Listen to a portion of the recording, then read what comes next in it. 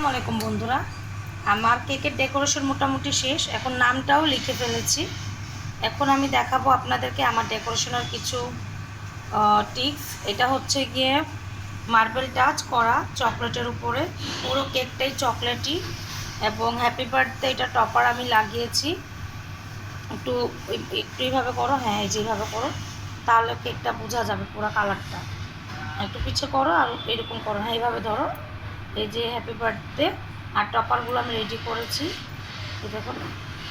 আর art টোকিংয়ের জন্য অনেক অনেক সরি। আর এখানে হচ্ছে এই যে গোল্ডেন ডাচ কালার, এই ডাচ কালারটা আমি একটু নামের উপরে দিয়ে দিচ্ছি।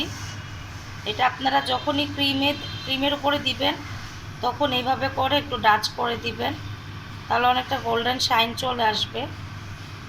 আর লেখাটা হচ্ছে খুব ইম্পর্ট্যান্ট একটা ব্যাপার, যাতে যার নাম যার বার্থডে সেটা যাতে বোঝা যায়। এই জন্য নামটাকে আমি এইভাবে করে দিচ্ছি, যাতে বোঝা যায়, একটু অন্যরকম দেখার জন্য, বোঝা যাওয়ার জন্য।